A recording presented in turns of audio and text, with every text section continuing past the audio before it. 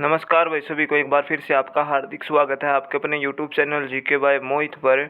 आज के वीडियो में हम हरियाणा जीके के प्रीवियस ईयर क्वेश्चन करने वाले हैं। ये जो क्वेश्चन है HSSC CET mains Haryana group D Haryana police constable सभी के लिए महत्वपूर्ण है। अब चलते हैं क्वेश्चनों की तरफ। ब्रिटिश औपनिवेशिक काल के दौरान हरियाणा को किस प्रांत के हिस्से के रूप में प्रशासित किया गया था? तो पंजाब इसका राइट आंसर हो जाएगा। ब्रिटिश औपनिवेशिक काल में हरियाणा को पंजाब प्रांत में शामिल किया गया था।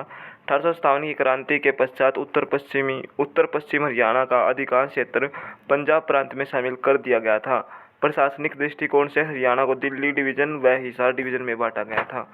अगला क्वेश्चन है, निम्नलिखित में से कौन सा हरियाणा का लोकगीत है? तो बारामासा। ठीक है, निम्न में से कौन सा हरियाणा का लोकगीत है? तो लोकगीत कौन सा है हरियाणा का? बारामासा इस क्वेश्चन का राइट आंसर हो जाएगा।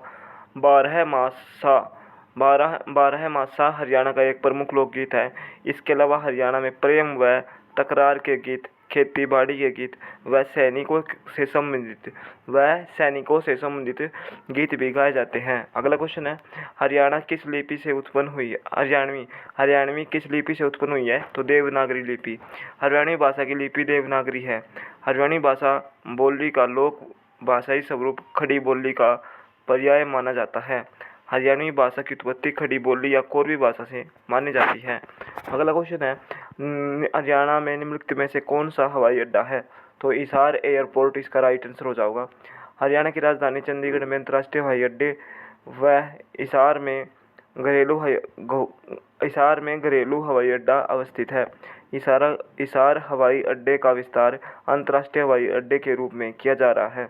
हरियाणा में 6 असैनिक हवाई अड्डे हैं। कौन कौन से? हिसार, पिंजौर, जींद, भिवानी, करनाल व नारनौल में हैं।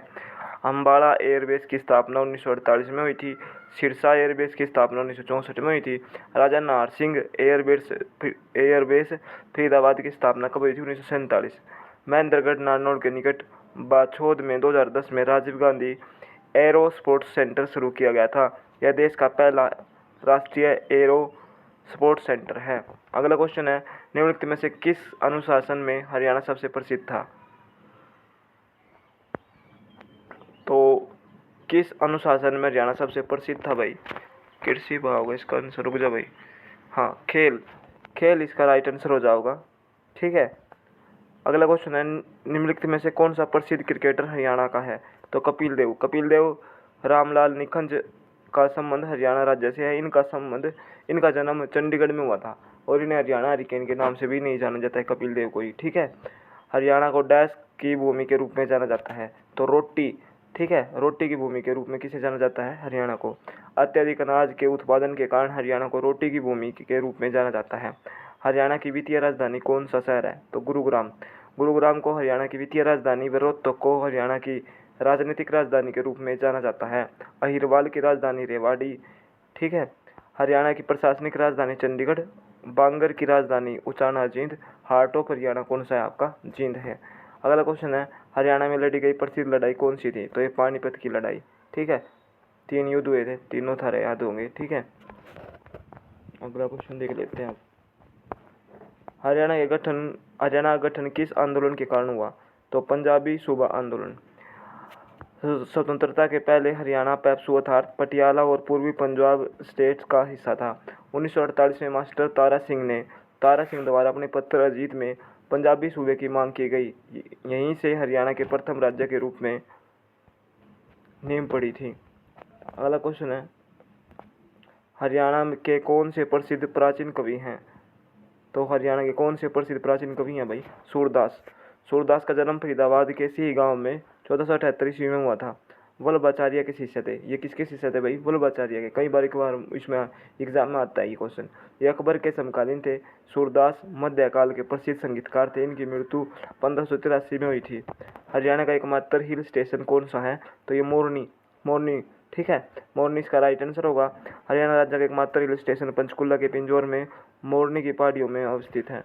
अगला क्वेश्चन है, हरियाणा में निम्नलिखित में से कौन सा बांध है?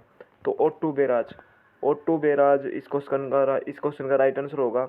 ओटू बांध विराज बांध सिरसा जिले में घग्गर नदी पर बना हुआ है। यह बांध 1896-97 में बना था। यहीं पर धनूर झील भी है। ठीक है, अगला क्वेश्चन है हरियाणा की सबसे बड़ी झील कौन सी है? तो दमदमा झील।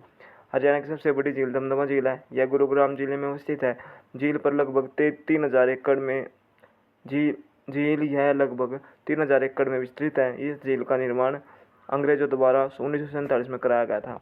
हरियाणा की प्रसिद्ध मौसमी नदी, हरियाणा की प्रमुख मौसमी नदी कौन सी है? तो घग्गर नदी। ठीक है, घग्गर नदी हरियाणा की प्रमुख मौसमी नदी है। घग्गर नदी का उद्गम स्थल सिरमौर जिले के पास डगसई नामक स्थान पर होता है। घग्गर नदी हरियाणा में पंचकुला के कालका के निकट प्रवेश करती है। हरियाणा राज्य में घग्गर नदी की लंबाई 291 किलोमीटर है। कौशल्या व झांझरा इसकी प्रमुख सहायक नदी है। ठीक है, सिरसा जिले में ओटू बांध के बाद घग्गर को हाकड़ा नदी के नाम से भी जाना जाता है। 16वें क्वेश्चन की तरफ चलते हैं भाई।